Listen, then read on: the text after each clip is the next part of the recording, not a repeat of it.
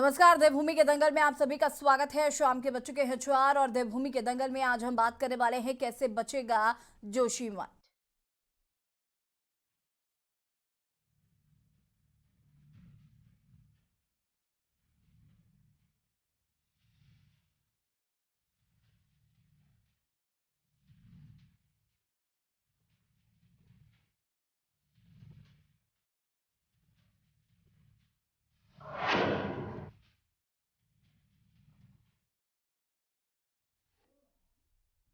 जोशीमठ में पड़ रही दरारें किसी बड़े खतरे की ओर इशारा कर रही हैं और ये शहर कभी भी अलकनंदा में समा सकता है और ये कहना है हिमालय पर अध्ययन करने वाले जियोलॉजिस्ट का। उन्होंने सलाह दी है कि राज्य सरकार को तुरंत बिना देर किए जोशीमठ के तमाम लोगों को विस्थापित करना चाहिए। कई दिनों से जोशीमठ शहर में मकानों और होटलों में आ रही दरारों ने चिंता को बहुत ज्यादा बढ़ा दिया है। यहाँ हो रहे लगातार भूदसाव ने चिंता बढ़ाई हुई है। अब इसके ट्रीटमेंट को लेकर शासन द्वारा बड़े स्तर पर प्रयास किए जा रहे हैं। हाल ही में आपदा प्रबंधन की एक टीम ने इस पर अध्ययन कर रिपोर्ट शासन को सौंपी है। अब फिर से धसाव के कारणों की जांच की जा रही है, जिसको लेकर हाई लेवल बैठक भी सचिवालय में मुख्यमंत्री ने बुलाई है। साथ ही पीएमओ की भी पूरी नजर जोशीमठ को लेकर है। चर्चा आज हम इसी के पर करेंगे, कैसे बचेगा हिमालय पर बसा जोशीमठ। आपको बता दें कि गेटवे ऑफ हिमालय के नाम से मशहूर जोशीमठ, जैसे ज्योतिर्मठ के नाम से भी जाना जाता है, उत्तराखंड के चमोली जिले में एक शहर और एक नगर पालिका बोर्ड है। ये 6150 फीट की ऊंचाई पर स्थित है। बद्रीनाथ जैसे तीर्थ केंद्रों पर प्रवेश द्वार भी यही है। ये आदि शंकराचार्य द्वारा स्थापित 4 प्रमुख पीठों में से एक है। धार्मिक, पौराणिक और ऐतिहासिक शहर होने के साथ ही ये इलाका सामरिक दृष्टि से भी बहुत महत्वपूर्ण है। यहाँ भारत तिब्बत सीमा महज 100 किलोमीटर दूर है। हेमकुंड साहिब, औली, फूलों की घाटी आदि स्थानों पर जाने के लिए यात्रियों को इसी जोशीमठ से होकर गुजरना पड़ता है। भूदसाव की ये घटनाएं अचानक नहीं हो रही हैं। जोशीमठ लंबे अरसे से धंस रहा है और इस भूदसाव को लेकर स्थानीय लोगों की जोशीमठ बचाव संघर्ष समिति पिछले कई वर्षों से आंदोलन भी कर रही है, लेकिन कोई सुनवाई नहीं हुई। 2006 में वरिष्ठ भूस्खलन वैज्ञानिक डॉक्टर स्पनामिता चौधरी ने जोशीमठ का अध्ययन किया था। उन्होंने इस संबंध में अपनी रिपोर्ट शासन और आपदा प्रबंधन विभाग को सौंपी थी। रिपोर्ट का क्या हुआ, इस संबंध में उन्हें भी जानकारी नहीं है। सोमवार रात कई मकानों में जब अचानक बड़ी दरारें आ गईं, तो पूरे नगर में भय फैल गया। ये दरारें हर दिन बढ़ रही हैं। मारवाड़ी वार्ड में स्थित जेपी कंपनी की आवासीय कॉलोनी के कई मकानों में दरारें आ गईं। कॉलोनी के पीछे पहाड़ी से रात को ही अचानक मटमैले पानी का रिसाव भी शुरू हो गया। दरार आने से कॉलोनी का एक पुश्ता भी ढह गया। साथ ही बद्रीनाथ हाईवे पे भी मोटी दरारें आ रही हैं। तहसील के आवासीय भवनों में भी हल्की दरारें दिखी। भूदसाव से ज्योतिषर मंदिर परिसर में भी दरारें आ गई हैं। सिंहधार वार्ड में बहुमंजिला होटल माउंट व्यू और मलारी इन जमीन धंसने के से तिरछे हो गए हैं। स्थानीय लोगों के मुताबिक सोमवार रात करीब 10 बजे होटल की दीवारों से चटकने की आवाज आनी शुरू हो गई, जिससे इन होटलों के पीछे रहने वाले 5 परिवारों के लोग दहशत में आ गए। जोशीमठ में भूदसाव का कारण बेतरतीब निर्माण, पानी का रिसाव, ऊपरी मिट्टी का कटाव और मानव जनित कारणों से जलभराव के प्राकृतिक प्रवाह में रुकावट को बताया गया है। भूस्खलन वैज्ञानिक डॉक्टर स्पनामिता चौधरी ने कहा है कि पिछले 2 दशक से जोशीमठ का अनियंत्रित विकास हुआ। बारिश और पूरे साल घरों से निकलने वाला पानी नदियों में जाने के बजाय जमीन के भीतर समा रहा है और ये भूदसाव का प्रमुख कारण है। धौली गंगा और अलकनंदा नदियां विष्णुप्रयाग क्षेत्र में लगातार दो कटिंग कर रही हैं। इस वजह से भी जोशीमठ पे भूदसाव तेजी से बढ़ रहा है। चौधरी कहते हैं कि 2013 में आई केदारनाथ आपदा, 2021 की रेडी आपदा, बद्रीनाथ क्षेत्र के पांडुकेश्वर में बादल फटने की घटनाएं भी भूदसाव के काफी हद तक जिम्मेदार हैं। जोशीमठ में भले ही आज भूदसाव की घटनाएं सामने आई हूं, लेकिन इसकी चेतावनी 50 साल पहले दे दी गई थी। दरअसल जोशीमठ पहाड़ों के सदियों पुराने मलबे पर बसा है और ये शुरू से ही दरक रहा है। उत्तराखंड जब यूपी का हिस्सा था, तब इसकी जांच के लिए पहली बार 1976 गढ़वाल के आयुक्त रहे एस.सी. मिश्रा की अध्यक्षता में एक 18 सदस्यीय समिति गठित की गई थी। मिश्रा समिति ने अपनी रिपोर्ट में पुष्टि की थी कि जोशीमठ धीरे धीरे धंस रहा है। मिश्रा समिति ने भूस्खलन और भूदसाव वाले क्षेत्रों को ठीक कराकर वहां पौधे लगाने की सलाह दी थी। इसके साथ ही समिति ने कहा था कि स्थल की स्थिरता की जांच करने के बाद ही क्षेत्र में आगे का निर्माण किया जाना चाहिए और ढलानों पर उत्खनन पर प्रतिबंध लगाना चाहिए। खुदाई या विस्फोट से कोई बोर्डर नहीं हटाया जाना चाहिए और भूस्खलन क्षेत्र पर कोई पेड़ नहीं काटा जाना चाहिए। विशेष रूप से मारवाड़ी और जोशीमठ के बीच के क्षेत्र व्यापक वृक्षारोपण कार्य शुरू किया जाना चाहिए और ढलानों पर जो दरारें विकसित की गई हैं, उन्हें सील कर दिया जाना चाहिए। सबसे महत्वपूर्ण बात यह है कि पहाड़ी की तलहटी पर लटकने वाले शिलाखंडों को उचित सहारा दिया जाना चाहिए और नदी प्रशिक्षण के उपाय किए जाने चाहिए। जून 2022 में गढ़वाल विश्वविद्यालय के वैज्ञानिकों के अध्ययन में जोशीमठ शहर की भूवैज्ञानिक टीम की अस्थिरता को को लिए चौंकाने वाला तथ्य सामने आया था। अध्ययन में कहा गया था कि अगर शहरीकरण, चारधाम, ऑल वेदर रोड और जल विद्युत परियोजना के निर्माण कार्यों को विशेषज्ञता के साथ नहीं किया जाता है तो आने वाले समय में जोशीमठ धंस जाएगा। वैज्ञानिकों ने स्थानीय लोगों से अनुरोध पर सर्वे करते हुए ये रिपोर्ट दी थी। सर्वेक्षण में वैज्ञानिकों ने पाया था कि जोशीमठ के आसपास के इलाकों में तेजी से शहरीकरण के साथ निर्माण कार्य हो रहे हैं। रैणी आपदा के बाद यहां पहले से काफी भूगर्भीय हलचल है। ऊपर से चारधाम यात्रा मार्ग का निर्माण कार्य तेजी से चल रहा है। वैज्ञानिकों ने कहा था कि ऑल वेदर रोड में हेलांग और मारवाड़ी के बीच के 20 किलोमीटर हिस्से में तेजी से काम हो रहा है, लेकिन मानकों का ख्याल नहीं रखा जा रहा। यहाँ चारधाम सड़क का निर्माण विशेष उपचार के बाद ही होना चाहिए। रिपोर्ट में यह भी कहा गया कि विष्णु घाट जल विद्युत परियोजना में से भी इस इलाके को खतरा है।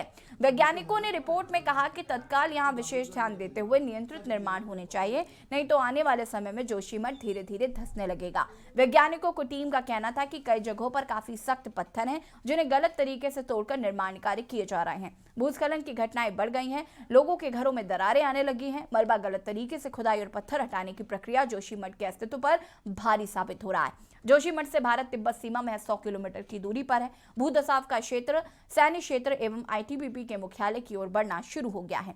सैन्य क्षेत्र में जाने वाली सड़क भी धंसनी शुरू हो गई है। जोशीमठ में भारतीय सेना का ब्रिगेड मुख्यालय और भारत तिब्बत सीमा पुलिस की एक बटालियन तैनात है। जोशीमठ भारत तिब्बत सीमा चीन के अधिकार क्षेत्र का अंतिम शहर है। यहां से नीति और माड़ा घाटियां भारत तिब्बत सीमा से छुटती हैं। भूदसाव का क्षेत्र बढ़ता रहा तो यहां जवानों का रहना मुश्किल हो जाएगा। विशेषज्ञों का कहना है कि इस स्थिति में देश की सुरक्षा को भी कई खतरे पैदा हो सकते हैं। चर्चा आज हम इसी पर करेंगे। मेहमान हमारे साथ जुड़ चुके हैं, उनसे भी आपका परिचय करा देते हैं। सत्यवीर चौहान जी भारतीय जनता पार्टी के प्रवक्ता हमारे साथ जुड़ चुके हैं। ए.के. बियानी जी भूवैज्ञानिक है, हमारे साथ जुड़ चुके हैं। आप दोनों का बहुत बहुत स्वागत है। और भी लोग हमारे साथ जुड़ेंगे और जैसे जैसे जुड़ते जाएंगे आपसे उनका परिचय कराते जाएंगे।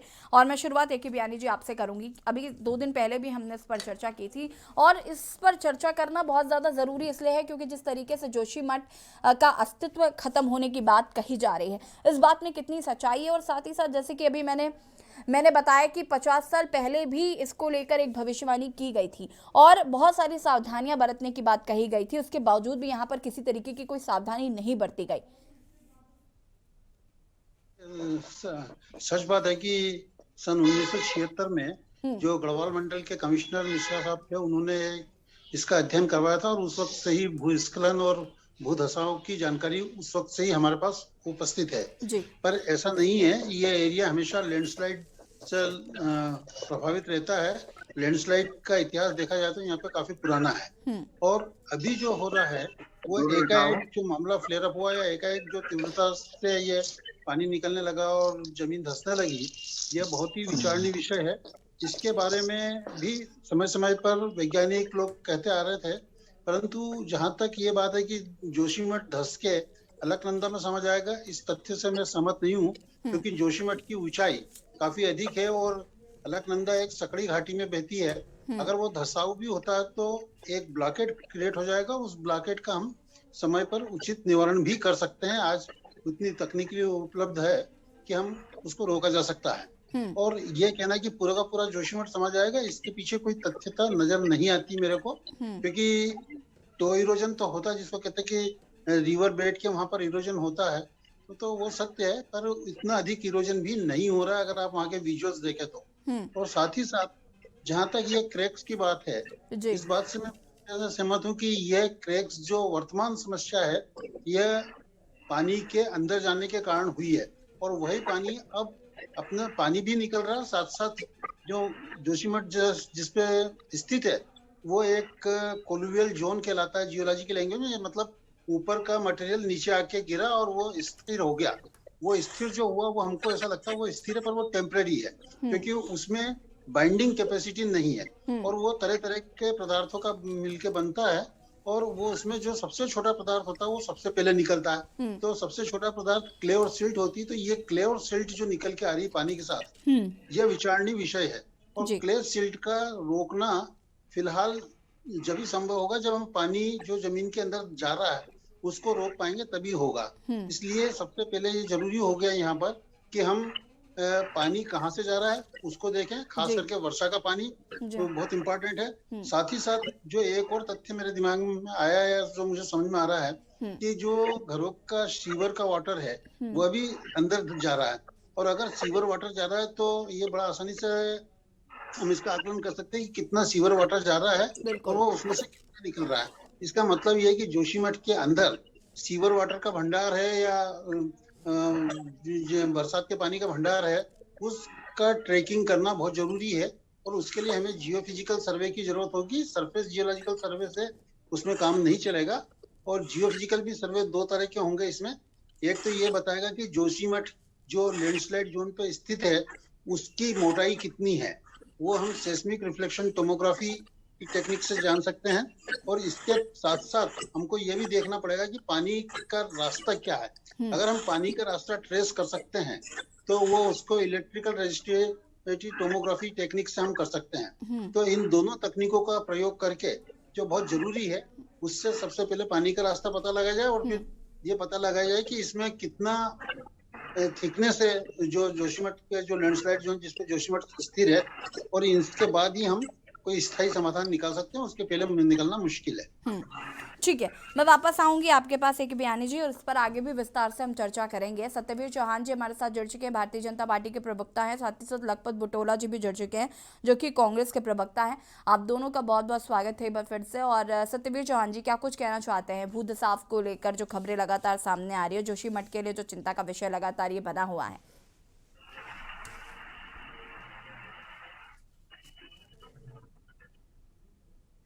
यशी जी प्रणाम, और आपके सभी दर्शकों को प्रणाम। जी। यशी जी, मैं कहना चाहूंगा कि जो अभी जोशीमठ की जो स्थिति है उस पे शोध के लिए जिस प्रकार से सभी वैज्ञानिक वहां तक पहुंच चुके हैं, चाहे वाडिया के हो चाहे आईआईटी के प्रोफेसर हो, और वहां पर जो जिस प्रकार का रिलीफ अभी सरकार को करना चाहिए था उसके लिए जिस प्रकार से एनडीआरएफ और एसडीआरएफ को वहां पहुंच चुकी है, और पुलिस प्रशासन को भी अलर्ट मोड पर वहां पर रखा गया है।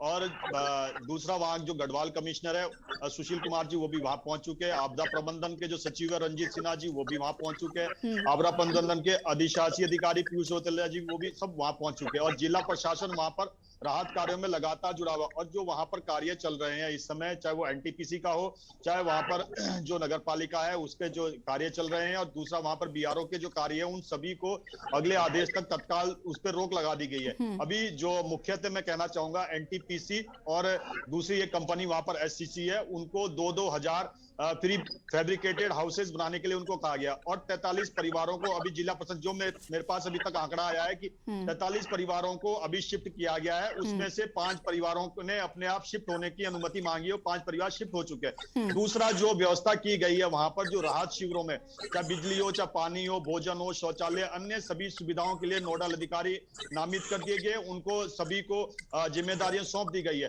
दूसरा वहां पर जो नगर पालिका के हाउसेज है, ब्लॉक्स है, बीकेटीसी के गेस्ट हाउस है, और जीआईसी गुरुद्वारा, और शहर के जो कॉलेज है, आईटीआई तपोवन है, सहित अन्य जितने भी स्थान है जो कि उस क्षेत्र में से हटे हुए हैं, जो आपदा में अभी इस समय स्थिति बनी हुई है, उन सबों को वहां पर चिन्हित करके उन सभी को शिविर बनाया गया। दूसरा, आज शाम को जो मुख्यमंत्री जी एक बैठक भी करने वाले हैं, और वहां पर जो टीम पहुंची है वैज्ञानिकों की, और वहां के जिला प्रशासन को जो मदद करने के लिए अन्य जो जितने भी आपदा दल से संबंधित है सभी को वहां पर डिप्लॉय किया गया है, और निरंतर उस पर शोध का विषय भी चल रहा है, राहत का भी काम चल रहा है। दूसरा ये कि जिस प्रकार से जोशीमठ का एक अपने आप में एक आध्यात्मिक भी और सांस्कृतिक भी एक बहुत बड़ा स्थान विश्व में रखता है, उसको भी ध्यान में रखते हुए वहां पर जिस प्रकार से जान माल की हानि ना हो, उसके लिए सरकार तत्काल कार्रवाई करने में लगी। और बीजेपी संगठन की तरफ से भी एक दल आदरणीय प्रदेश अध्यक्ष महेंद्र भट्ट जी की तरफ से वहां भेजा गया है, वो भी अपनी एक रिपोर्ट संगठन को सौंपेगी कि इस समय क्या वहां पर स्थिति है और क्या हमें करने की आवश्यकता है। तो कुल मिलाकर मैं कहना चाहूंगा कि सरकार को जिस गति से काम करना चाहिए, सरकार लगातार उसमें काम करे। दूसरा, इसमें केंद्र सरकार भी हमारी सहायता कर रही है। बहुत बहुत स्वागत है आपका। यूकेडी के प्रवक्ता हैं शांति प्रसाद जी, वो भी हमारे साथ जुड़ चुके हैं। शांति प्रसाद जी, प्लीज 2 मिनट का वक्त दीजिएगा, अभी डिबेट शुरू हुई है। मैं सत्यवीर जी की प्रतिक्रिया के बाद आपके पास आऊंगी। सत्यवीर जी कंटिन्यू करिए। दूसरा, यशी जी, मैं कहना चाहूंगा कि केंद्र सरकार भी इसमें हमारी मॉनिटरिंग कर रही है, और लगातार हमारी हर तरीके से सहायता करने के लिए तैयार है। और आज शाम को खुद कल मुख्यमंत्री जी वहां जाके उसका जायजा लेंगे, वहां की स्थिति का जायजा लेंगे, मुख्यतः ये है कि वहां पर हमारी जो अभी जो पहला जो हमारा काम है कि वहां पर की जो स्थिति है उससे कैसे निपटा जाए, वहां पर जान माल की हानि ना हो, वहां पर लोगों को शिविरों में किस प्रकार से शिफ्ट किया जाए, उनके रखरखाव, उनके जो मूलभूत आवश्यकताएं हैं उन सभी मूलभूत आवश्यकताओं को पूर्ति की जा सके, उसके लिए लगातार सरकार आगे काम कर रही है और लगातार उनसे संपर्क में मुख्यमंत्री जी और उनकी टीम लगातार संपर्क में है और जिला प्रशासन और आपदा की पूरी टीम वहां पर पहुंच चुकी है हर स्थिति से निपट। ठीक है, वापस आएंगे। लखपत बुटेरा जी क्या कहना चाहते हैं? अनम्यूट करें।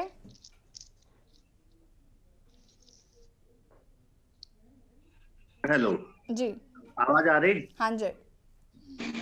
देखिए, जोशीमठ हमारे लिए बहुत महत्वपूर्ण जगह, चाहे वो हमारी धार्मिक हो, सांस्कृतिक हो, चाहे हमारा सीमांत क्षेत्र का एक सबसे बड़ा वो एक शहर है। और वहां से लेकर आप जानते हैं कि जिस तरह से हमारे वहाँ पे ITBP का बड़ा कैंप है, वो बहुत महत्वपूर्ण, सामरिक दृष्टि से भी महत्वपूर्ण है, आध्यात्मिक दृष्टि से महत्वपूर्ण है। तो इस शहर को हम जो संजीदगी आपने दिखाई है, हमें लगता है कि हमारी सरकार भी उस संजीदगी के साथ काम करती। सरकार बहुत दिनों से आप जानते हैं कि आप लोगों ने लगातार मीडिया के माध्यम से, मीडिया ने बड़ा सपोर्ट किया, लोग लगातार वहां पे धरना प्रदर्शन दे रहे, रात को मजबूर है बाहर रहने के लिए, रात को मसाल जुलूस कर रहे हैं, डरे हुए हैं, सहमे हुए हैं। एक शहर मर रहा है, जो एक हमारा पौराणिक शहर है, आध्यात्मिक शहर है, उस शहर मरने के कगार पे, लेकिन सरकार के कान में जो तक नहीं रेंग रही। अब हमारे मित्रवर कह रहे थे कि भाजपा बहुत कुछ कर रही है, संगठन के व्यक्ति जा रहे हैं। माननीय मित्रवर जी वहां से 2 बार विधायक रहे हैं और सौभाग्य से भाजपा के प्रदेश अध्यक्ष हैं। मैं भी वहीं का रहने वाला हूँ, महेंद्र जी भी वहीं के रहने वाले हैं। और बहुत सौभाग्य की बात है, वो बड़े पद पे भाजपा जैसे आज इतनी बड़ी पार्टी के प्रदेश अध्यक्ष है। लेकिन दुर्भाग्यपूर्ण ये है कि उन्होंने तक इस मुद्दे को लेकर के किसी तरह की न सरकार और न संगठन की किसी प्रकार की कोई कार्रवाई करने का आश्वासन दिया, न जाने की जहमत उठाई है। ये तो कांग्रेस ने कल रात भी आपने देखा हो, जिस तरह परेड ग्राउंड के बाहर हमने रात को धरना दिया, लगातार धरना प्रदर्शन करे, सरकार पे दबाव बना रहे। तो सरकार ये जिम्मेदारी, ठीक है, सरकार को अपनी सरकार के अंदर एक प्रदेश अध्यक्ष कह रहा है कि हम वहाँ संगठन के व्यक्तियों के बीच, अब जाके बड़ी मुश्किल से एक टीम गई है। और ये पहले से भी 2016 में और 2013 में इसमें एक निष्कर्ष निकला कि क्यों जोशीमठ का ये इस तरह का क्षरण हो रहा है, क्यों जोशीमठ मरने के कगार पे जाता है। उसको लेके बहुत सारी चीजों को लेकर के तब वहां पे चाहे पावर प्रोजेक्ट है, चाहे और चीजें, उनको लेकर के एक बड़ी वो किया गया था, विस्तृत रिपोर्ट दी गई थी, उन रिपोर्टों पे काम नहीं किया गया। और सरकार लगातार जिस तरह से स्थानीय लोगों को बेहाल छोड़ रही है, वो बड़ा दुखद पूर्ण है।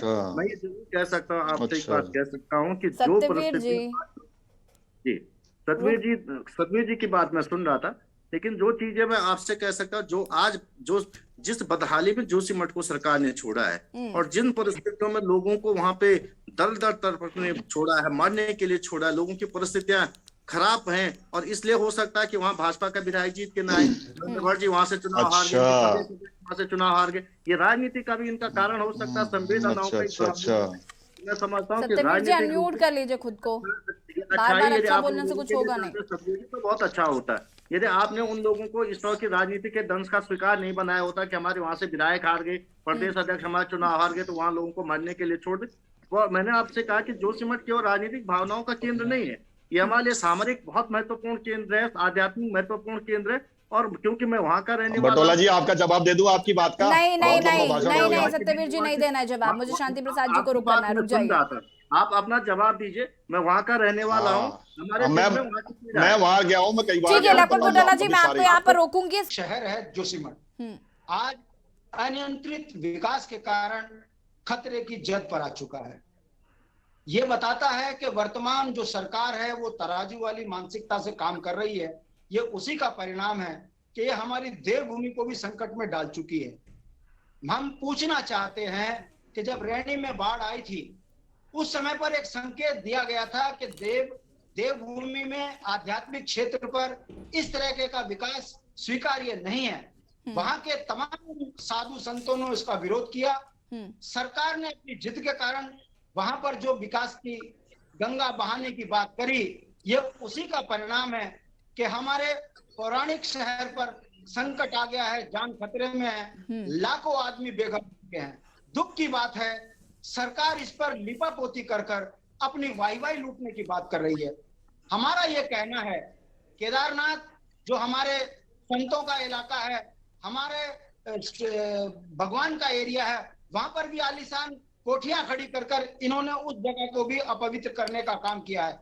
तमाम साधु संतों की भावनाओं के विपरीत अनियंत्रित विकास जिस तरीके से भाजपा कर रही है, ये उसी का परिणाम है कि अभी तो जोशीमठ है, ऐसे कई शहर पहाड़ के खतरे की जद में आ चुके हैं, जो ये बताने के लिए काफी है कि ये तराजू वाली मानसिकता से उत्तराखंड को लूटने में और चीरने पे लगे हैं। इसी तरीके से आम जनमानस का जीवन संकट पे है। देर हो गई है, मगर फिर भी हम उम्मीद करते हैं सरकार जागेगी और जिस तरीके से वहां पर नीचे काम हो रहा है, एनटीपीसी काम कर रही है, इस पर रोक लगेगी और इस क्षेत्र को उस अनियंत्रित विकास से दूर करेगी। यदि ऐसा नहीं होगा तो कहीं ऐसा ना हो कि जो हमारे 4 धाम है वो खतरे की जद में आ जाएंगे। अगर बद्रीनाथ के जो जोशीमठ एरिया आया है तो कोई ज्यादा दूर नहीं है वहां से, इस पर रोक लगनी चाहिए और सरकारों पर कोई एक संदेश भी जनता की ओर से जाना चाहिए, उत्तराखंड की सरकार की ओर से जाना चाहिए कि इन कच्चे पहाड़ों पे इस तरीके से काम ना हो, इस तरीके की ब्लास्टिंग ना हो, जिससे आने वाले समय पर पूरी सनातन सभ्यता के ऊपर खतरा है। देखना होगा सरकार इस पर कैसे संज्ञान लेती है। हमें तो लगता है कि ये तराजू वाली मानसिकता की पार्टी पूरे उत्तराखंड को बर्बाद करने पे लगी है, केवल निजी लाभ के कार्यों पर लगी है। ये दुख की बात है। जनता सड़कों पर है, नेता मस्त हैं, सरकार पस्त है इस बात को लेकर कि दिल्ली वाले सरकार को दबा कर बैठे हैं। मुख्यमंत्री के मुंह पर दही जमी हुई है। ऋषि जी ज्यादा होता जा रहा है। ये दुख की बात है। हमें शर्म आती है कि हमने लोकतंत्र में ऐसी सरकार को सत्ता दे दी जो हर जगह धार्मिक स्थलों को भी यशी जी रुकिए सत्यवीर जी, बहुत लंबा हो गया। ठीक है, इनको बोलने के लिए कुछ नहीं है, ये सिर्फ वाई वाई कर सकते हैं, कभी धामी की, कभी त्रिवेंद्र की, कभी मोदी की, कभी और किसी की। ठीक है। इनको सिवाय शांति प्रसाद जी, मैं वापस आऊंगी आपके पास। एक बयानी जी, विकास जो है वो कहीं ना कहीं यहाँ पर टारगेट में है कि विकास जो है वो कहीं ना कहीं एक बड़ी दिक्कत में है, जिसकी विकास एक बड़ी दिक्कत है जिसकी वजह से ये सब हो रहा है। 50 साल पहले इसकी भविष्यवाणी कर दी गई थी, तब तो विकास नहीं हो रहा था, लेकिन पता था कि विकास होगा तो ऐसा हो सकता है। तो आपको भी लगता है कि ये जो आरोप लगाए जा रहे हैं ये सही हैं? एक ही बयान है जी, अनम्यूट करें। एक ही बयानी जी को अनम्यूट किया जाए प्लीज।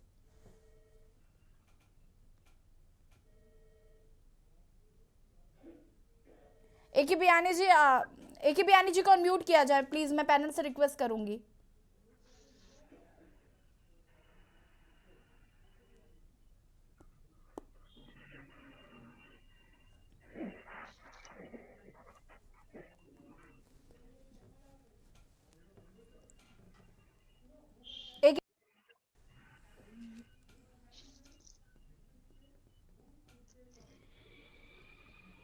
एक ही बयानी जी की आवाज शायद हम तक नहीं आ पा रही, उन्हें फिर से कनेक्ट करने की हम कोशिश करते हैं। हेलो, हाँ जी, एक ही बयानी जी।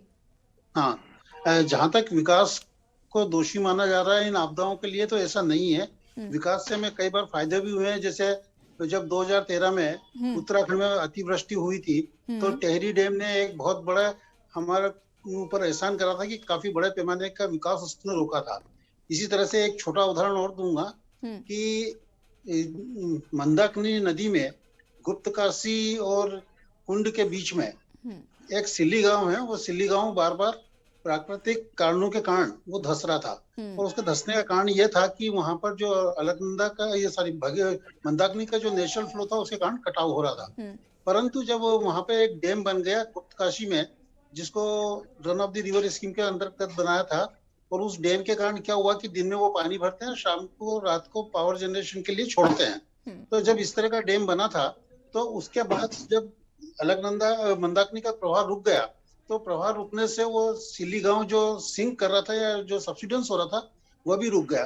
तो इस तरह के कई उदाहरण आपको उत्तराखंड में मिल जाएंगे जहां पर विकास ने वास्तव में जो आपदा को रोकने का काम करा है और उस क्षेत्र में खुशहाली लाई है। आज हम अगर ये उम्मीद करें कि बिना विकास के खुशहाली आ सके तो ये संभव नहीं है। आज जोशीमठ की बात करें जहाँ 5-5 मंजिले मकान बने हैं, ये किसके कारण बने हैं? ये विकास के कारण ही बने हैं। अन्यथा घोड़े खच्चर पे इतने बड़े मात्रा में सामान लाया नहीं जा सकता था। और विकास भी आज की जरूरत है। अब चाहे आप कहने के लिए वहाँ तपोवन विष्णुगढ़ टनल को दोषी मान लें, पर वास्तविकता यह है कि वो टनल वहां से काफी दूर है। Minimum 7 kilometre crow fly distance है, जो कि काफी अधिक होता है। और वहां पे अगर विस्फोट भी हो रहा है या ब्लास्टिंग से भी मटेरियल निकाला जा रहा है, तो उसका असर यहाँ जोशीमठ पे नहीं आ सकता। दूसरी बात यह है कि वो जो टनल है वो जोशीमठ के अपोजिट डायरेक्शन में जा रही है। तो अब जब अपोजिट डायरेक्शन में जा रही है तो उसका असर वास्तव में कम होगा। यहाँ की टेक्टोनिक कंडीशन ऐसी है या यहाँ की जियोलॉजिकल कंडीशन ऐसी है कि हमारे जो अधिकतर शहर है या गांव है वो कच्चे ढालों पे बसे हुए हैं। तो जब तक अगर हम उस पे बिना नियंत्रण के विकास करेंगे, जैसा कि जोशीमठ में हुआ, तो ये आपदाएं आपको झेलना पड़ेगी। आपने पानी का प्रबंधन नहीं करा, आपने उस एरिया की कितनी कैपेसिटी, कितनी बिल्डिंग, कितनी मंजिल का बिल्डिंग का लोड ले सकता है वो नहीं निकाला, आपने हर एक को अलाउ कर दिया कि जो ये सारे ये बयाने जी प्रॉब्लम क्रिएट कर रहे हैं ना, कि ये जो हमें ये नहीं पता कि इसमें कितना बिल्डिंग, हमें कितने मंजिला बनाना चाहिए था और किस तरीके से कहाँ पर बनाना चाहिए था, साथ ही साथ पानी का जैसे कि आप बता रहे हैं, ये बहुत जरूरी है। हाँ ठीक है, ये बहुत जरूरी है। और इसके लिए पूरा भूवैज्ञानिक सर्वेक्षण होने के बाद ही आप उसको निकाल सकते हैं ये कौन सा एरिया कितने भार सहने की क्षमता रखता है। बयाने जी, इसका जवाब मैं जरा सत्यवीर जी से लेना चाहूंगी, वापस फिर आएंगे आपके पास। सत्यवीर जी। यशी जी, सबसे जो मेन प्रॉब्लम है जो अभी आपके डिबेट से निकल के आई और तमाम जो स्टडीज हुई है जोशीमठ पे, मेनली जो है कि जो वहां का जो ड्रेनेज सिस्टम है उस ड्रेनेज सिस्टम को उन्होंने किस तरीके से फॉलो किया। वो जो ड्रेनेज, जो वहां का जो वाटर था वो कहाँ जा रहा है, अगर वो जमीन के अंदर जाता है तो एक एनर्जी क्रिएट करता है। अब वो एनर्जी क्रिएट होगी, वो कहीं ना कहीं तो वो अपना असर दिखाएगी। हो सकता है कि आपकी जो आने वाली स्टडी है, जो शोध के लिए वैज्ञानिक गए हैं वहां पर उनकी स्टडी में ये आएगा कि भाई जो इनका ड्रेनेज सिस्टम था वहां से एनर्जी क्रिएट हुई, उसने एनर्जी जब क्रिएट हुई तो उसने एक फोर्स क्रिएट करा, उस फोर्स से ये सब वहां पर जो देखने को दरारें आ रही है, मकानों में जो आ रहा है, यहाँ के होटल्स में आ रहा है, तो ये सारा एक कारण वो भी हो सकता है। मैं इस पर आधार नहीं मान रहा हूं, हो सकता है। दूसरा मैं कहना चाहूंगा कि सरकार को जो कदम उठाने चाहिए थे, सरकार ने वहां कदम उठाए, मगर जो स्थानीय विधायक है उनका भी कर्तव्य बनता है कि वो वहां पर दिखे उन लोगों के साथ, वो वहां पर दिख ही नहीं रहे हैं। मैं फिर कहता हूँ ये राजनीति का अवसर, ये राजनीति का मैं राजनीति का ये मैं कहूंगा कि राजनीति करने का अवसर नहीं, सभी को साथ आके मानवता के लिए काम करना चाहिए। वहां पर जो वैज्ञानिक आए, जिला प्रशासन आए, जो अन्य संगठनों से आए, उनके साथ मिलकर काम करे। मगर फिर भी अगर किसी को राजनीति करनी है, राजनीति के बड़े अवसर मिलेंगे, राजनीति। मगर जो जोशीमठ की स्थिति, जो जोशीमठ की अभी स्थिति है, वहाँ के विकास कार्यों को लखपत बुटोला जी को सुन लेते हैं, उसके बाद वापस आप कंटिन्यू करिएगा। सत्यवीर जी लखपत बुटोला जी को सुन लीजिए, उसके बाद वापस कंटिन्यू करिएगा। लखपत जी। सत्यवीर जी को शायद वो चश्मा नहीं मिला है जिसमें वो ये नहीं देखते। स्थानीय विधायक जी मुख्यमंत्री से मुलाकात कर चुके हैं, मुख्यमंत्री के साथ जोशीमठ के पैनल के साथ मिले हैं, वो जोशीमठ में धरने में थे, उनके साथ जितने भी रात को जो जुलूस निकल रहा उसमें खड़े हैं, पहली बात है। दूसरी बात है, सत्यवीर सिंह जी शायद एक हिसाब से भी बड़े वैज्ञानिक होंगे जो कह रहे हैं कि पानी के अंदर जाने से फोर्स क्रिएट हो जाएगा और उसी एनर्जी से पहाड़ों में भाई बर्फ जमेगी तो पानी तो अंदर ही जाएगा। पहाड़ों में तो पानी वहीं से बाहर निकलता है, स्रोत भी वहीं से बनते हैं। आप वहां धारे होते पानी के, यहाँ की तरह नल नहीं होते। यदि पहाड़ की परिस्थितियां समझेंगे तो जो नदियां आ रही हैं उनके स्रोत भी एक्चुअल में पहाड़ी होते हैं। और पानी का यदि जब बर्फ जमती है तो पानी अंदर रिसता है और वो साल भर पानी बाहर आता है। कई स्रोत ऐसे होते हैं जो 12 महीने रहते, कई स्रोत चंद समय में सूख जाते। ड्रेनेज की जहां तक बात की जाए, बहुत अच्छा है आरोप लगाना। ड्रेनेज व्यवस्था कौन करेगा? सरकार करेगी कि स्थानीय आदमी करेगा? पहली बात है। मैं एक दो तीन चीजें मैं आपसे, क्योंकि हम वहां से, मैं दूसरी बात कहना चाह रहा, देहरादून शहर में मुख्यमंत्री के सराउंडिंग 2 किलोमीटर में ड्रेनेज सिस्टम की व्यवस्था नहीं है। देहरादून की सड़कें जब जाम में फंस जाती है। लेकिन इसके लिए सिर्फ और सिर्फ भारतीय जनता पार्टी कैसे रिस्पॉन्सिबल है, आप मुझे ये एक्सप्लेन कर पाएंगे क्या? इसके लिए तो कांग्रेस भी उतनी ही दोषी है जितनी कि भारतीय जनता पार्टी को आप दोषी मान रहे हैं, क्योंकि ये बात तो बहुत सदियों से चली आ रही है। जैसे कि अब बताया कि 50 साल पहले इसकी भविष्यवाणी कर दी गई थी कि ऐसा होगा, तो आपको भी ध्यान रखना चाहिए था और इनको भी रखना चाहिए था। दोनों ही सरकारें जिम्मेदार है ना इसके लिए, तो आप अकेले भारतीय जनता पार्टी को दोषी कैसे करार दे रहे हैं? मैंने मना नहीं किया। मैंने कब कहा कि एक सरकार साफ मना कर रहे हैं उनके समय पे। सत्यवीर जी, ये सीरियस डिबेट है, आप सुन लीजिएगा, आप जवाब दीजिए। आप सरकार में मान्यवर ऐसे काम मत कीजिए कि आप कहते हैं मेरे पार्टी के लोग सर्वे करने जा रहे हैं। अरे सरकार से कहिए कि उनके लोग सर्वे करें। आज तक सोई क्यों थी है सरकार? इतने दिन वहां पे लोग बाहर क्यों सो रहे मैं थे? आपको अब आपका लंबा होता जा रहा, मैं बताना चाहूंगा आपको स्थानीय प्रशासन से सत्यवीर जी एक मिनट रुक जाइए, लंबा होता जा रहा है। आप भी जब बोलते हैं तो बहुत लंबा बोलते हैं, प्लीज रुक जाइए। लखपत जी जिसको चुना के नहीं दिख रहा वहां पर। पहले क्या होता, ये परिस्थितियां नहीं बनती। यदि आप सीरियस होते 10 दिन पहले 1976 में केंद्र में सरकार कौन थी? उसमें कुछ समस्या 1976 में केंद्र सरकार कौन थी? यूपी में सरकार कौन थी 1976 में? कांग्रेस की सरकार थी उस समय। उस समय कौन सुनी भी थी 1976 में? अगर उस समय ये देख लेते तो आज ये स्थिति ना झेलनी पड़ती। उनके घर हमेशा जब भी स्थिति आती है, केदारनाथ की आपदा हो, उस समय भी किस प्रकार से इन्होंने अपनी जिस प्रकार से सरकार को काम करना चाहिए था उस समय। अरे सुन तो लीजिए, या कहना है आपको तो कह दीजिए, उसी से समस्या का समाधान है तो कह दीजिए, जितनी मर्जी कह दो। समस्या का समाधान करने के लिए मुख्यमंत्री जी ने पूरी की पूरी टीम वहां पर भेज दी है। कांग्रेस के स्थानीय विधायक को वहां पर होना चाहिए था, मगर वो कहीं कहीं नहीं दिखे हैं। आप ही बैठ जाइए, आप ही बैठ जाइए, आप ही कह दिए चैनल पे समस्या कर। ये इतना इसकी 1/4 आपने मुख्यमंत्री और चिंता होती ना आपको इतनी। अरे चिंता होती, राजेंद्र भंडारी वहां पर होते जब विकास के कार्य हो रहे थे, ना तो वहां दिखते हैं ना जनता के बीच में दिखते हैं, पता नहीं कहां लेकर के आप कहते ना जब यहाँ पे ना विधानसभा बताइए जब विधानसभा का सत्र आरंभ हुआ था, राजेंद्र भंडारी ने एक बार भी जोशीमठ की बात करी? बताइए राजेंद्र भंडारी ने एक बार भी जो विधानसभा के अंदर इतने गंभीर विषय पर आप लोग ऐसे कैसे लड़ाई लड़ सकते हैं, मुझे ये समझ में नहीं आ रहा और बहुत शर्म आती है ये देखकर। सत्यवीर जी और लखपत बुटोला जी आप भी, क्योंकि ये बहुत गंभीर मुद्दा है, इस पर लड़ने से कुछ नहीं होगा। इसका सोल्यूशन क्या हो सकता है कि बयानी जी बता रहे हैं क्या करना है क्या नहीं करना। अब चूंकि सत्यवीर जी आप सत्ता में हैं तो आपको ध्यान रखना होगा, अब लखपत जी तो कुछ कर नहीं लेंगे। बिल्कुल आपने सही बात कही यशी जी, आपकी बात से हम कहीं इधर बिल्कुल नहीं भटक रहे, आपकी बात बिल्कुल सही है। मगर मैं फिर कह रहा हूँ आपको, सरकार ने क्या क्या प्रबंधन किया है वहाँ पर? सरकार ने वहाँ पर गढ़वाल के कमिश्नर। एक मिनट सत्यवीर जी, एक मिनट लखपत जी को सुन लीजिए, उसके बाद मैं पूरा मौका दूंगी, आप आराम से इत्मीनान से जवाब दीजिएगा। एक सेकंड रुक जाइए, रुकिए जरा लखपत जी कंटिन्यू करिए। मैंने कहा तो मैं ये कह रहा हूँ, आप बताएं जिनकी सड़कें, जिनके मकान चले गए, दुकान चले गए, घर चले गए, बच्चे सड़कों पे आ गए, आज ये समस्या जोशीमठ के अंदर -डिग्री टेम्परेचर है, उसके बावजूद लोग धरने प्रदर्शन को मजबूर है और ये कह रहे हैं कि विपक्ष से सवाल पूछेंगे। सत्ता में रहकर के 6 साल से आप यहाँ सत्ता में है, यदि जवाबदेही आपकी नहीं तो किसकी जवाबदेही है? उल्टा आप विपक्ष से सवाल उठाना चाहते? आप विपक्ष का विधायक आपके मुख्यमंत्री जी को मिला, सबका मुख्यमंत्री है वो, और आप उनको भाजपा के पार्टी से और सारे लोग जितने इस प्रदेश के मुखिया हैं वो लोग जाके मिले उनको। यदि आपके संज्ञान में तो पता कीजिएगा। स्थानीय विधायक मैं बता देता हूं इनको, 1.5 में मुख्यमंत्री को मिलने आए हूँ। ये सत्यवीर जी पता नहीं तो पता कीजिएगा। दूसरी बात मैं आपसे कह सकता हूँ कि जो समस्याएं, जो एक हमारा धार्मिक आस्था का बड़ा केंद्र है वो शहर मर रहा है, ये दुख की बात है, ये पीड़ा की बात है, राजनीति की बात नहीं है। सनातन संस्कृति, सनातन धर्म का सबसे पौराणिक स्थान है। ठीक है लखपत जी, रुकिए लखपत जी, वापस आऊंगी मैं आपके पास। सत्यवीर जी कंटिन्यू करिए। सत्यवीर जी जवाब दीजिए, प्लीज कम शब्दों में दीजिएगा, पूरी कहानी नहीं सुननी है मुझे। हम आपकी तरह नहीं कहते हैं, आपकी तरह नहीं हमारा सनातन। सत्यवीर जी एक सेकंड रुकिएगा, लखपत जी रुकिएगा। सत्यवीर जी आपका सनातन संस्कृति का प्रेम हमने देखा है कि राम को किस प्रकार से काल्पनिक कोर्ट के अंदर बोला जाता है। मुझे ये नहीं जानना है, अभी बहुत गंभीर मुद्दा चल रहा है, प्लीज सत्यवीर जी प्लीज, मतलब रिक्वेस्ट कर रही हूँ आपकी परमिशन हो, 1-2 उदाहरण देता हूं उनको मैं। नहीं बिल्कुल भी नहीं, उदाहरण नहीं। अभी आप मुझे बताइए कि अब क्या सरकार किस तरीके से ये जो विस्थापन की बात कही जा रही है, इनको विस्थापित कैसे किया जाएगा, कहाँ किया जाएगा?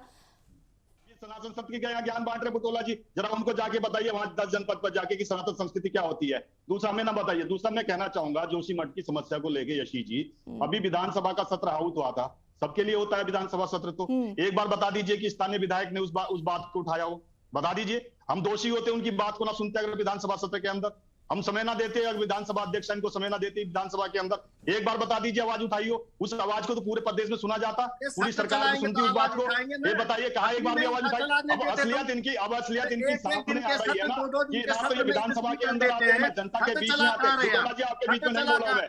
हाँ सत्यवीर जी इसका भी तो जवाब दीजिए, कितने दिन का सत्र चलाया था आपने, कितनी विपक्ष की आवाज को आपने सुन लिया था? कितने दिन का चला? विपक्ष को विपक्ष जैसा रहने नहीं दे रहे हैं आप। यशी जी जब से ये नई सरकार आई है और कांग्रेस विपक्ष में आई है, इनके 19 विधायक आपस में जाके बैठे नहीं आज तक। कौन सा ये सत्र के अंदर आ जाएंगे, कितने लोग सत्र के आ जाएंगे? जब विधानसभा का सत्र होता है तो हरिद्वार ग्रामीण की जो इनकी विधायक है वो बाहर जाके सत्र के अंदर आना चाहिए, वहां धरने में बैठ के विधानसभा के बाहर। अभी क्या किस बात की बात करेंगे? जो विधानसभा के अंदर जन मुद्दों को उठाना चाहिए, विधानसभा सत्र इसलिए होता है कि जन मुद्दों को उठाया जाए, कि अपनी आवाज को प्रखरता से वहां पे रखा जाए, वहां पर तो ये आते नहीं है। एक बयानी जी, सत्यवीर जी और लखपत जी रुक जाइए अब। एक बयानी जी, क्या सोल्यूशन है इसका, कैसे हम इससे पार पा सकते हैं, कैसे इसमें फिलहाल प्राइमरी जो कदम है, जो स्टेप है, वो क्या उठाना चाहिए सरकार को? सरकार को जो वर्तमान में कदम उठाना चाहिए, एक तो ये है कि जहां से पानी की निकासी हो रही है उस रास्ते को ट्रेस करें कि पानी किस किस रास्ते से जा रहा है। और जब तक पानी का रास्ता हमें पता नहीं लगेगा कि ये अंदर कहाँ गया और किस जगह से पानी अंदर गया और किस जगह से बाहर निकल रहा है, आज इतनी तकनीकी अवेलेबल है कि हम उसके माध्यम से पता लगा सकते हैं कि पानी कहाँ से आ रहा है और कहाँ कैसे कैसे रास्ते से निकल रहा है। उस क्षेत्र को अगर हम आइडेंटिफाई कर ले जहाँ पे ये ज्यादा प्रॉब्लम है। मैं एक बात ये कहना चाहूंगा, पूरे जोशीमठ में नहीं है, जोशीमठ के कुछ ही हिस्सों में सबसे ज्यादा प्रॉब्लम है, और उन हिस्सों को आइडेंटिफाई करके वहां पर हम जो भी पुनर्वास के कार्यक्रम हैं उनको लागू करें और पूरे जोशीमठ को पैनिक में नहीं आने दें। पूरा जोशीमठ प्रभावित है ऐसा नहीं है, थोड़ा सा हिस्सा प्रभावित है, उस हिस्से को आइडेंटिफिकेशन बहुत जरूरी है और वो हम आज की तारीख में कर सकते हैं। दूसरा ये है कि फिलहाल के जो ये चल रहा है कि पानी जो घुस गया और पानी जब निकलेगा तो उसको रोकने के भी तरीके हमारे पास मौजूद हैं, चाहे ग्राउटिंग से रोकें या किसी तरह से रोकें, तो उस पर अगर हम काम करेंगे तो निश्चित रूप से सफलता मिल जाएगी। तो फिलहाल तो यही है, और फिर बाद में जो लॉन्ग टर्म मेजर्स हैं जिसमें यह है कि आप पूरे जमीन का आकलन और कितनी लोड कैपेसिटी है उसकी वो निकाल के हम उस हिसाब से विकास को नियंत्रित करें, तभी जाके ये प्रॉब्लम लॉन्ग रेंज में सॉल्व होगा। मैं यहाँ पे एक बात और कहना चाहूंगा कि जैसे राज्य सरकार ने कहा कि 3 दिन में आप रिपोर्ट दे दीजिए, तो मैं ये कहूंगा कि 3 दिन में कोई report geological point of view से या जियोफिजिकल पॉइंट ऑफ व्यू से नहीं बन सकती। रिपोर्ट बनने में कई महीनों का टाइम लग जाता है। अगर आपको वास्तविक रिपोर्ट चाहिए जिसमें पूरी चीजें फैक्ट टू फैक्ट सामने आए, तो that will take many months, not 1 or 2 days or 15 days or 20 days or 1 month, क्योंकि ये एक बहुत विस्तृत सर्वे की जरूरत है और वो विस्तृत सर्वे हुए बिना ये नहीं निकल सकता, और उसमें काफी तरह के एक्सपर्टाइज की जरूरत लगेगी, और वो सारे एक्सपर्टाइज हमारे उत्तराखंड में मौजूद हैं, बशर्ते कि उनका हम सही सही उपयोग करें। तो एक तरफ रिपोर्ट बनाई जाए, सिस्टमेटिक रिपोर्ट बने, सिर्फ ये 3 दिन की रिपोर्ट से काम नहीं चलेगा। मैं यहाँ पे ये भी कहना चाहूंगा। ठीक है सत्यवीर जी। यशी जी, जो अभी वैज्ञानिक है जो उन्होंने कहा कि 3 दिन की रिपोर्ट, ये रिपोर्ट दी गई है कितने क्षेत्र में आ रहा है और कितने लोग प्रभावित हो रहे हैं, उन लोगों की रिपोर्ट देने को कहा गया है। और दूसरी जो रिपोर्ट अगली रिपोर्ट बन रही है उनके लिए जो वैज्ञानिक गए हैं, चाहे आईआईटी के वैज्ञानिक हो, चाहे बाडिया के वैज्ञानिक हो, चाहे वो दूसरे जो वैज्ञानिक है जियो सर्वे के करने वाले और जियोलॉजी से जुड़े हुए जो जितने भी वैज्ञानिक है, उन लोगों को एक लॉन्ग टाइम पीरियड के लिए समय दिया गया है कि किस प्रकार से जो यहाँ की जो स्थिति है उससे किस प्रकार से निपटा जाए। मेनली जो 3 दिन का है कि किस प्रकार से जो प्रभावित परिवार है उनको किस प्रकार से रेस्क्यू करके उनको दूसरे स्थानों पर शिफ्ट किया जाए, जो कि मैंने अभी आपको आंकड़ा बताया कि 43 परिवार है, जिसमें से 38 परिवार को जिला प्रशासन ने अपने अंडर में रखा है और 5 परिवार ने अनुमति लेके अपने जो उनके स्थान है दूसरे जगह पर शिफ्ट हुए। दूसरा मैंने आपको बताया कि जिस प्रकार से एनटीपीसी और एससीसी ने जिस प्रकार उनको फ्री फैब्रिकेटेड हाउसेस बनाने के लिए कहा गया 2-2 हजार, मतलब टोटल कहा जाए तो 4000। दूसरा वहां बिजली, उन शिविरों में जो उनकी मूलभूत आवश्यकता है, चाहे पानी की हो चाहे शौचालय की हो, उन सभी के लिए नोडल अधिकारी नामित कर दिए गए, उनके लिए उनके काम आवंटित कर दिए गए। दूसरा वहां पर जितना भी जिला प्रशासन है उसकी मदद के लिए गढ़वाल कमिश्नर, आपदा प्रबंधन सचिव, आपदा प्रबंधन अधिशासी, सभी लोग वहां पर है, एनडीआरएफ है, एसडीआरएफ है, सेंट्रल गवर्नमेंट उस पर मॉनिटरिंग कर रही है। अब मैं कहना चाहूंगा कि सरकार को जो स्टेप लेने चाहिए, सरकार ने सारे स्टेप लिए हैं, और उसके बाद भी हमने ये अलर्ट पर रखा गया है सबको, वहां के जितने पुलिस प्रबंधन को भी। तो मैं ये कहना चाहता हूं कि कुल मिला के जो स्थिति है उसके लिए जो व्यापक रूप से काम करना चाहिए था, उसके लिए सरकार ने आगे बढ़ के काम किया है,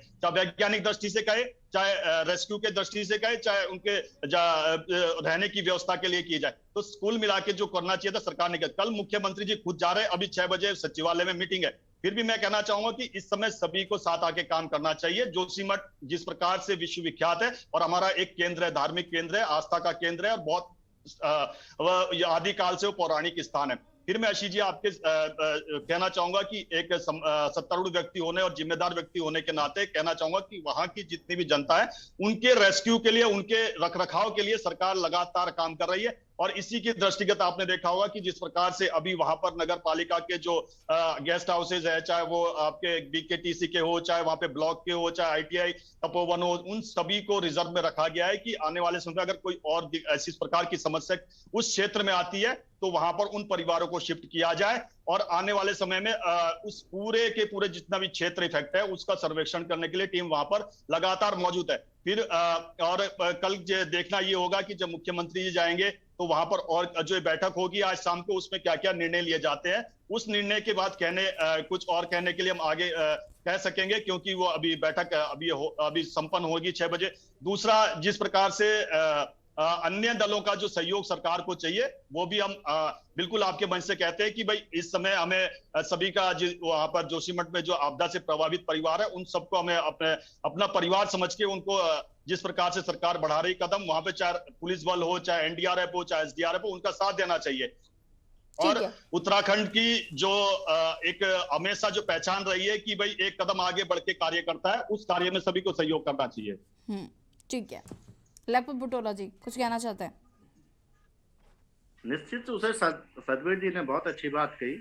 वहां पे ऐसा नहीं कि ये पार्टियों की बात नहीं, जो इन्होंने बार बार कहा है, मैं एक चीज कह सकता हूँ कि स्थानीय लोग हों, चाहे वहां पे जिले के लोग हों, सभी लोग बहुत मदद कर रहे हैं। कई लोग ऐसा नहीं कि जोशीमठ को, लेकिन एक हमारा पौराणिक शहर है, बहुत ही खूबसूरत शहर है, और ये मैं समझता हूँ कि जो समस्या हुई बहुत विकट है, लेकिन जो हमारे भूवैज्ञानिक साहब ने कहा है कि वहां पे केवल और केवल पावर प्रोजेक्टों को लेकर के समस्याएं नहीं है। आपने देखा होगा इससे पहले रेणी में जो लास्ट ईयर जो समस्या आई थी, उससे जिस तरह से तहस नहस हुआ है वहां पर, जिस तरह से जोशीमठ के नीचे चाहे आप देखोगे कि पावर प्रोजेक्ट बन रहे हैं, उस पावर प्रोजेक्टों का ऐसा नहीं कि कहीं ना कहीं हमारी उस भौगोलिक परिस्थिति, सुरंगें बिल्कुल शहरों के नीचे से चली जाए, बड़ी बड़ी टनल सुरंगों के नीचे से चले जा रही। तो ऐसा नहीं कि उनकी समस्या उससे समस्या नहीं। एक बार आपने देखा होगा 5 साल पहले जब टनल बन रही थी तो पूरे के पूरे टनल के ऊपर से जो पानी का रिसाव था वो नीचे आ गया था। उस को रोकने के लिए भी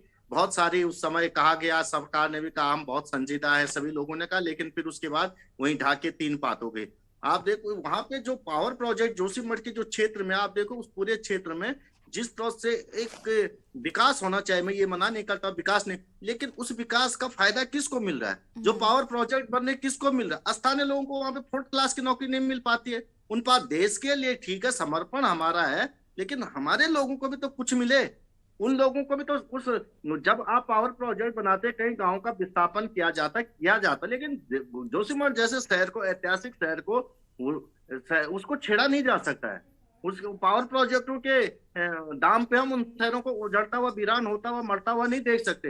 लेकिन जो समस्या आज जोशीमठ में, मैं आज भी कह रहा हूँ कि न वो असमान जिस तरह से कह रहा है कि वहां पे अनियंत्रित विकास किया गया, बगैर उसके मकाने बनाए गए। कौन सा शहर ऐसा है जो, कौन सा उत्तराखंड का एक शहर बता दीजिए जो सुनियोजित तरीके से बसाओ?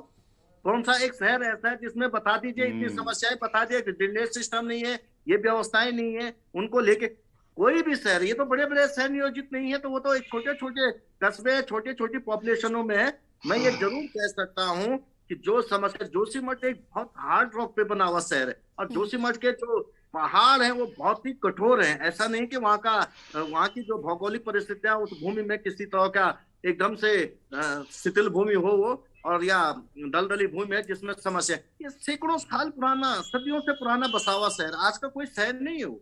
लेकिन जिस तरह की समस्या आज आ रही है, जेपी का वहां पावर प्रोजेक्ट देखो, NTPC का पावर प्रोजेक्ट देखो, कई power project, private power project, वहां पे जितने पावर प्रोजेक्ट बनाए जा रहे हैं, और शहर के नीचे से जो सुरंगें निकाली जा रही हैं, सरकार को मैं ये जरूर कह सकता हूँ कि सरकार की जिम्मेदारी, मैं एक उदाहरण के साथ बताना चाहूंगा, ये जिम्मेदारी सरकार की है कि भाई बहुत कम शब्दों में सत्यवीर जी अपनी बात को पूरा करिए। मैं उत्तराखंड का उदाहरण दूंगा। यहाँ देहरादून डिस्ट्रिक्ट में कोटीछाड़ी डैम पड़ता है, कोटी से टनल शुरू होती है, डाकपत्थर में गिरती है, और अंडरग्राउंड एशिया का सबसे बड़ा डैम बनता है शिवरो डैम। वहां पे किसी तरह की कोई प्रॉब्लम नहीं है। तो मैं कहना चाहूंगा कि टनल की वजह से कोई प्रॉब्लम नहीं है। पूरा दिल्ली का मेट्रो जो है वो पूरा टनल पूरा का पूरा उसके जा रहा है। कितनी बड़ी बड़ी बिल्डिंग है वहां पर है।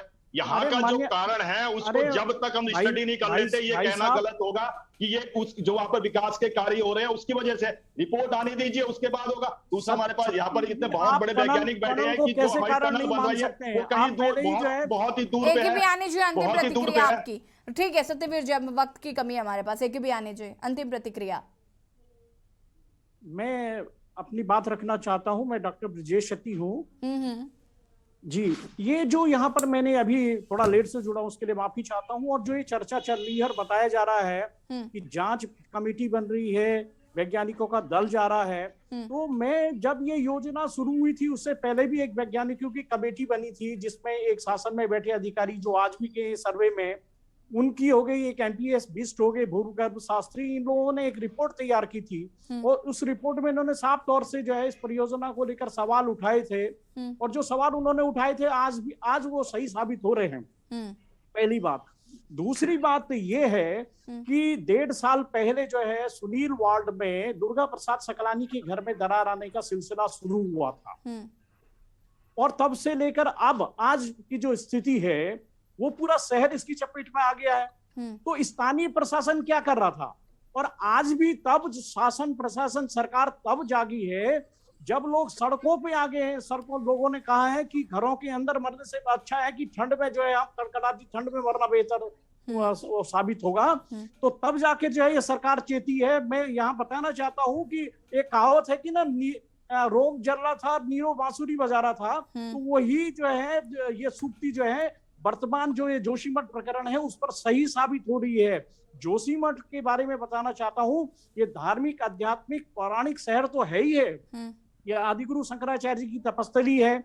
यहाँ पर जो है 2500 वर्ष पहले आदिगुरु शंकराचार्य जी ने सत्य जी माफी चाहूंगी, आप काफी देर से जुड़े हैं चूंकि हमारा वाइंड अप का टाइम हो रहा है और आपका भी बहुत बहुत शुक्रिया जो आप तमाम जानकारी हमारे दर्शकों तक पहुंचा रहे हैं। माफी चाहूंगी आपसे। सत्यवीर जी आपका भी बहुत बहुत शुक्रिया और लखपत बुटोला जी आपका भी बहुत बहुत शुक्रिया और ए.के. बियानी जो हमारे साथ जुड़े थे भूवैज्ञानिक, आपका भी बहुत बहुत शुक्रिया।